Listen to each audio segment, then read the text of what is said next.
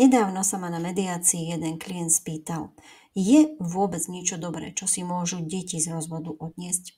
Určite áno. Tých príležitostí je niekoľko a mnohé z nich máme v rukách my rodičia. Napríklad môžeme dať deťom pokojné rodinné prostredie. Namiesto konfliktnej dusnej atmosféry, kde sa skloňuje slovo rozvod, môžu získať dva domovy v prvom slova zmysle. Áno, za cenu, že nebudú tráviť spoločné večere s oboma rodičmi. Ale otázka je, že či o to už naozaj tie deti stoja. Či nebude pre nich naozaj lepšie, ak strávia jeden večer s ocinom, ktorý bude v pohode, a druhý večer s maminou, ktorá sa bude celý večer usmievať a rozprávať veselé historky z toho, čo cez deň zažila. Takže prvá vec, ktorú môžu deti získať, je naozaj pokojné rodinné prostredie. Druhá vec, ktorú môžeme deťom ukázať, je, že nie je v poriadku zostávať vo vzťahu, o ktorom vieme, že nemá šancu na nápravu a nahovárať si, že kvôli deťom je toto najlepšie. Len si predstavte, že ak teraz si dávate takéto argumenty, nemôžeme sa rozísť, lebo deti, lebo čo, lebo pre nich kvôli ním. Skúsme byť úprimní, milí rodičia. Možno keby sme sa našich detí spýtali, či by chceli zostať v tom vzťahu, či by naozaj pre nich nebolo lepšie, keby sme odišli, asi by nás prekvapili odpovede.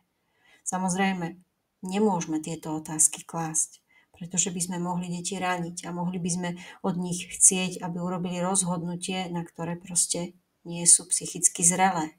Ale skúste si to naozaj predstaviť, že či by vaše deti povedali, áno, za každú cenu vydržíme dusno, vydržíme krík, vydržíme stres, vydržíme, že vidíme, že sa otec a mama navzájom vyhýbajú, že už si neprejavujú lásku tak ako predtým.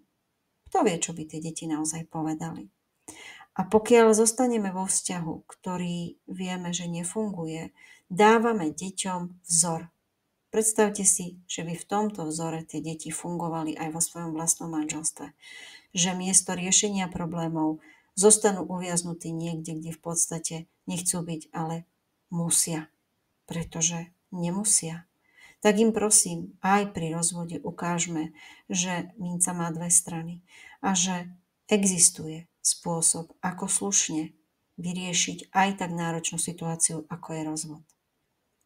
Tretia, veľmi dôležitá vec, ktorú môžeme deti naučiť a čo si môžu pozitívne, dobré z rozvodu zobrať je, že uvidia, že dá sa zvládnuť náročné situácie a konflikty.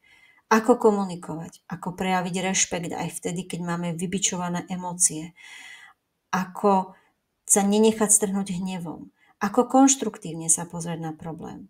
Ako nestratiť z očí cieľ, nestratiť z očí to, čo je pre mňa naozaj dôležité. Ako si sadnúť za jeden stôl s človekom, ktorý nás možno ranil, možno nám nejakým spôsobom ublížil, ale pri predstave, že to, čo potrebujem vyriešiť, je vytvoriť vhodné rodinné zázemie pre deti a pre seba samého, dokáže ma natoľko motivovať, že sa nevzdám a hľadám riešenia. Áno, otázka je, kto by mal tých rodičov naučiť správne komunikovať. Kto by mal naučiť ľudí správne postupovať pri riešení konfliktu? Tak na to asi odpoveď nepoznáme.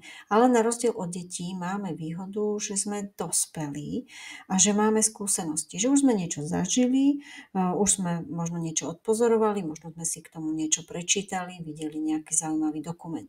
A možno nie. Možno napriek všetkému sa cítime stratení a nevieme, kam sa pohnúť.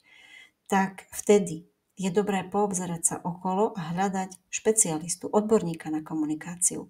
A to je určite mediátor. My mediátori máme špeciálne vzdelanie, máme skúsenosti. A čo je najdôležitejšie, máme pohľad zvonku. A práve vďaka tomu sme schopní viesť komunikáciu, akokoľvek je náročná, tak, aby obe strany pochopili, boli pochopené a vďaka tomu sa dokázali dohodnúť. A ak naučíme deti, ako takúto komunikáciu viesť, tak možno nebudú vyrastať v kompletnej rodine, ale do života budú mať vzácnu výbavu, pretože budú vedieť, že bez ohľadu na to, ako náročná je situácia, existujú slušné a distingované a pokojné spôsoby, ako ju vyriešiť. A ja si myslím, že to stojí za to. Čo poviete?